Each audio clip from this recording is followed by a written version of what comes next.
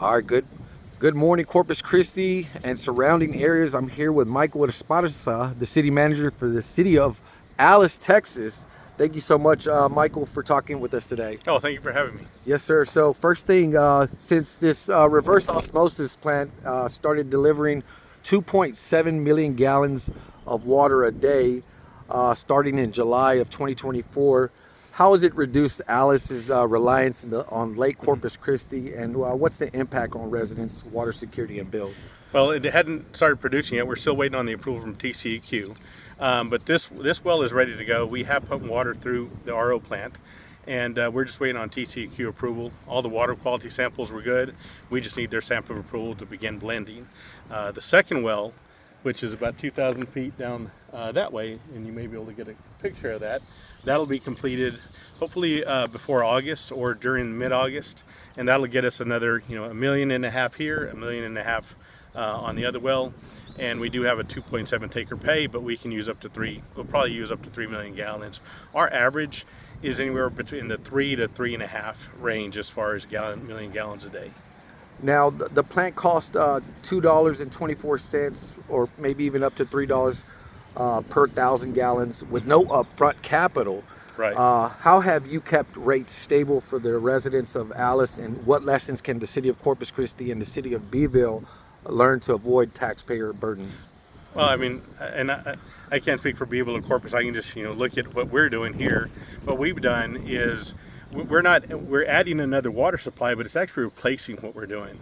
So this project started off as a secondary water source, but as things got further into it, it's becoming a primary water source. So this system can make us whole almost all throughout the year, except in the high summer months we may need additional water, but we do have a terminal reservoir, Lake Finley, that holds water in it. So the whole idea is replacing one water source with another and still having a backup of our surface water.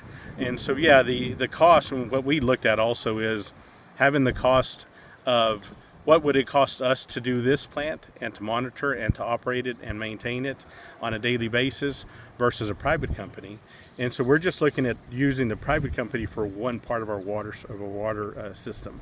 The wells and everything are ours. The blending is ours. Our distribution system is ours. But we wanted somebody that is experts in the field to treat the water, to run their water plant, and to have the risk also. Now, as far as looking at it is the region of South Texas, Lake Corpus Christi has 17.9% capacity at this moment. Could hit 0% by 2026. Could Alice's RO plant expand to supply Beeville or Jim Wells County as a whole? And if so, what are the barriers?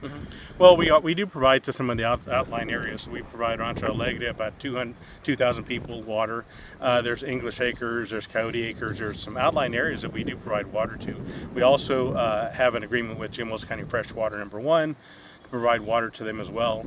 Now, running water another way to Beeville or to Mathis, that could be something that would be something long-term if they wanted that. It does take some time, but anything that we don't draw from Lake Corpus Christi, I think helps the region. So we're not pulling 3.5 million gallons a day, then Beeville will be better off, Mathis will be better off, and maybe even Corpus Christi. Corpus does have multiple sources of water, so it's a lot different for them. So a lot of people fear drought, especially with the lake levels right now. How have you communicated this plant's benefits to the Alice residents, and what advice do you have for the people watching Chronica today? Oh, okay. Yeah.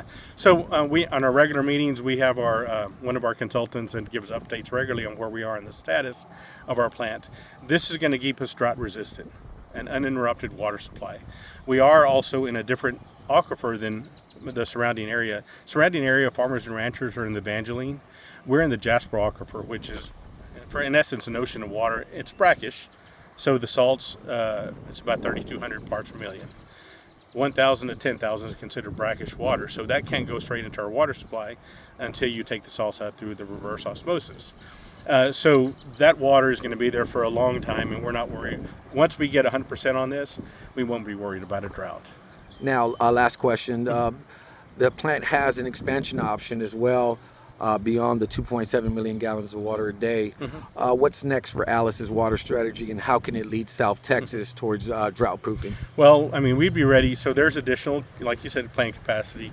If we have anticipated growth, or if a company wants to come in, or a large company manufacturing, we'll be able to offer additional water, and it won't be that difficult because we'll just be able to pump up these 2 wells a little bit, and then add another train in there, and this will be able to treat more water. So we're ready for growth. Right now, we're just trying to stay alive and survive, and that was our whole goal for this, is to make sure that our residents have uninterrupted water. Thank you so much, Michael Esparza. Yes, sir.